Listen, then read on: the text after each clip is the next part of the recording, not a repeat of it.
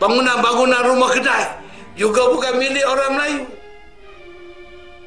Orang Melayu makin tersempit. Bila saya bercakap begini, saya dituduh resis.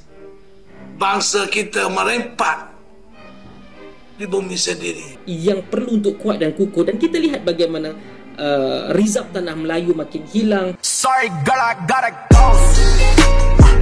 Yeah, you know this ain't the old me. Try to keep it on the low.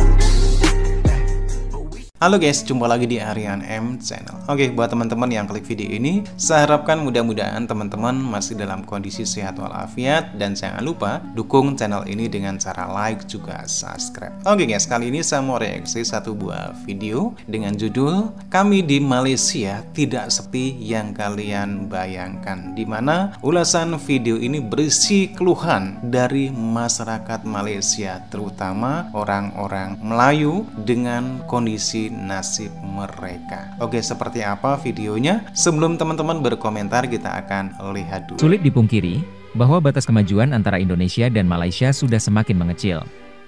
Indonesia terus memepet Malaysia di segala aspek, bahkan di beberapa bidang, Indonesia sudah jauh melampaui Malaysia.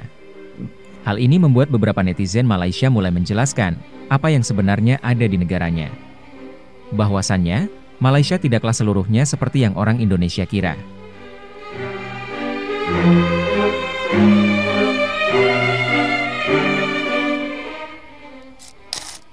20 tahun akan datang, kita tengok tanah-tanah kepunyaan orang Melayu dan kaum pribumi mengecil. Bandar-bandar walaupun melebar, bukan kepunyaan harta milik orang-orang Melayu. Malah di desa-desa juga, bila dibangun bangunan-bangunan rumah kedai juga bukan milik orang Melayu. Orang Melayu makin tersempit. Bila saya bercakap begini, saya dituduh resis. Bangsa kita merempat di bumi sendiri. Duduklah bangsa kita di rumah PPRT. Tunggulah rumah mampu milik. Bangunan mencakar langit sudah naik di negara kita, tetapi orang Melayu masih duduk dalam rebah ayam di desa, di kampung. Masya Allah. Jangan kita nak berpura-pura.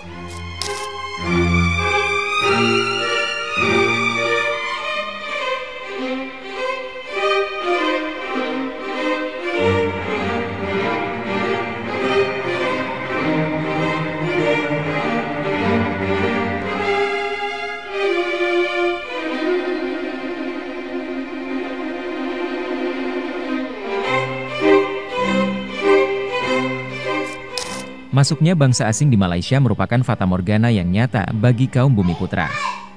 Bagaimana tidak, negara Malaysia memang tampak maju, akan tetapi tidak dibarengi dengan bumi putra. Malahan, yang semakin kaya adalah bangsa asing. Sudah banyak orang Malaysia mulai berani memberikan pernyataan untuk keluar dari pandangan dunia yang palsu.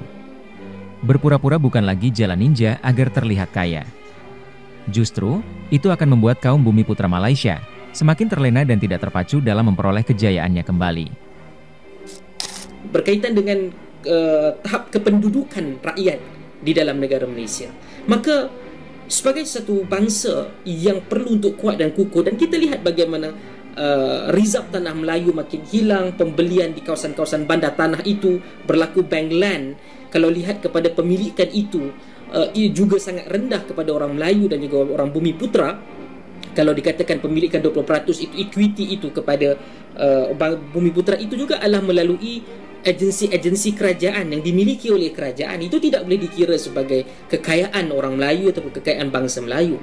Maka saya bukan nak bincangkan isu tersebut. Isu yang saya cuba untuk bawa dan ingin berikan kesedaran kepada anak bangsa saya, orang beragama Islam khususnya, kerana Melayu itu sangat signifikan, sinonim dengan bangsa Melayu, dan bangsa Melayu itu sangat sinonim dengan orang Islam. Maka kita jangan dengan begitu mudah terasa ataupun hidup dalam romantisasi. Orang Melayu ini dahulu kuat, orang Melayu ini dahulu menjadi pengembara. Betul, kita tak boleh nak nafikan sejarah itu. Tetapi sejarah adalah perkara yang telah lepas. Ia tidak akan memberikan apa-apa manfaat kepada kita sekiranya kita tidak mengulangi atau memperkukuhkan diri kita sendiri.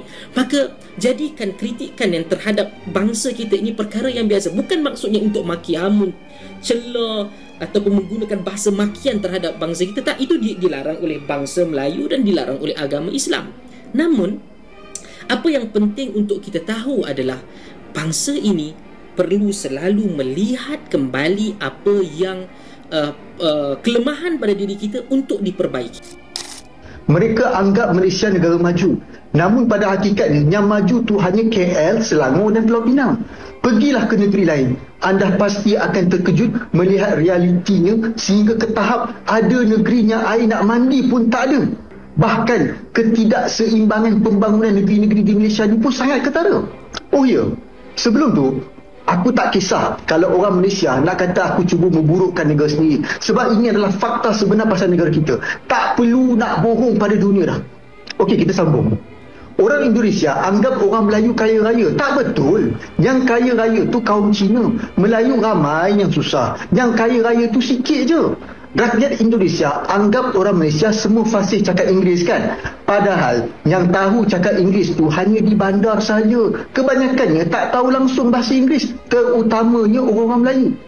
Rakyat Indonesia anggap pengangkutan Malaysia ni moden. Ada LRT, monorail bagai, tapi itu semua di KL Selangor saja. Dah pernah tengok jalan di negeri Sabah Sarawak?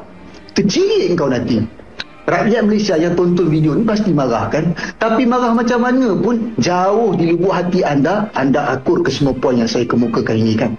Daripada kita tipu dunia luar, lebih baik kita tonjolkan wajah sebenar negara kita supaya orang politik, tak kira kerajaan atau pembangkang, akan buat kerja lebih keras untuk membaiki negara ini.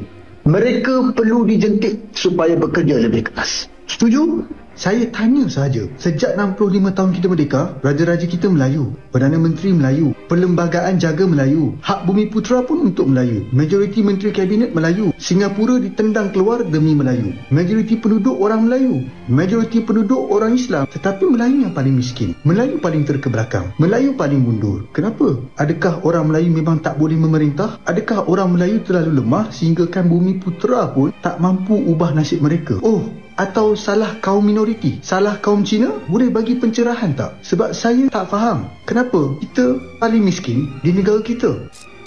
Pendatang asing di Malaysia semakin hari semakin menjadi-jadi. Tidak hanya ingin berwisata ke Malaysia, akan tetapi sudah dalam tahap ingin menjadi warga negara. Ketidaktegasan pemerintah Malaysia menyebabkan orang asing sangat bebas. Sehingga mereka mulai berani merampas hak-hak kaum bumi putra, menguasai serta memblokir perekonomian negara. Namun, ini masih dalam tahap ringan.